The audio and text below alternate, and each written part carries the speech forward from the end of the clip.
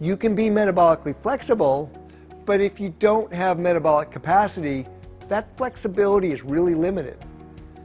Athletes don't escape this.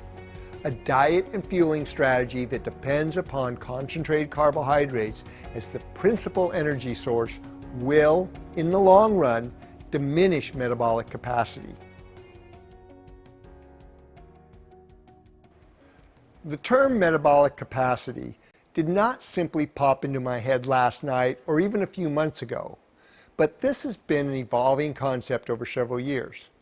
And its origins come from reading a lot of scientific journal publications, textbook physiology stuff, online blogs, articles, and real-world anecdotal evidence, often contradicting my own experience working with athletes who are literally pushing the boundaries of human performance.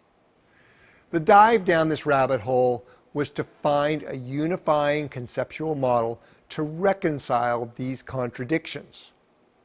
The result of this was the term metabolic capacity.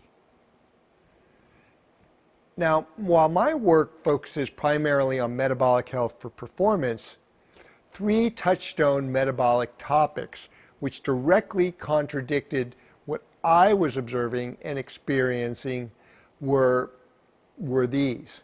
First, it was Ron Rosedale's work with protein intake or restricting protein intake and mTOR signaling, which included his citations of the primary literature as a basis for advocating sharp protein restriction, because right now protein consumption is big. Now, as an aside, Rod is a huge proponent of minimizing glucose metabolism for longevity. His quote-unquote demons are excess protein and glucose. But why?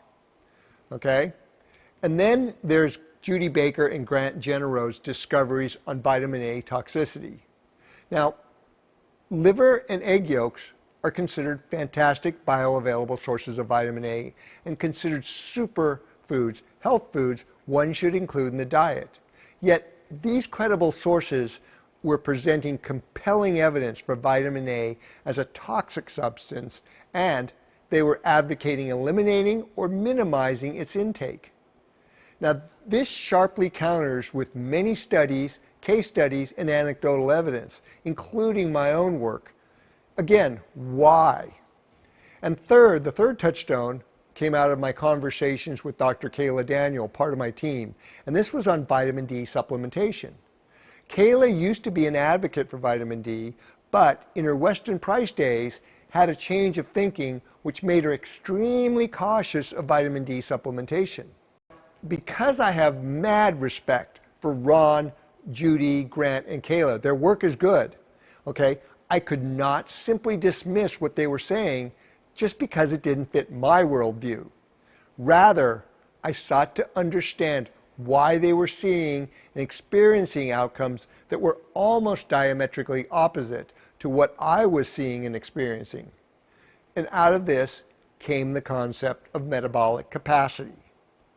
You see, Ron, Judy, Grant, and Kayla's subjects were relatively sedentary and often metabolically compromised.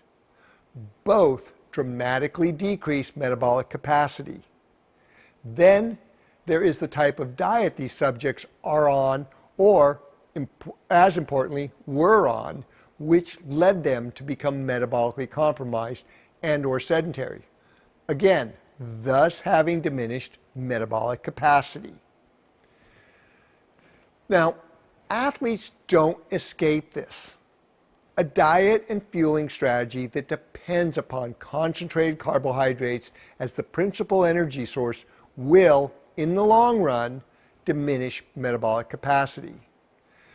Just ask 2014 24-hour world champion John Olson about the trajectory he was on prior to using Vespa and adopting OFM. This is not a scare tactic nor fear-based marketing ploy as I've been accused of. People who know me or have worked with me know I don't sugarcoat stuff. I say it like it is, which in today's woke world can be shocking and scary. The truth often is shocking, especially when it is opposite to what we have been led to believe. And that's because confirmational bias and our modern addiction to convenience is intellectual sloth, plain and simple. Okay? And so what I want to really convince you of and have you believe in is yourself. You are smart and you have a brain. Use it. Turn to and trust yourself and your ability to think rather than rely on an expert or a paper or even me. Get curious and take the time to listen and think about new information rather than reject it because there is not a lot of published science and or it counters a convenient buzzword that seems to encapsulate everything. A buzzword doesn't begin to encapsulate jack. And more so, it doesn't encapsulate you, your health and performance in every facet of life.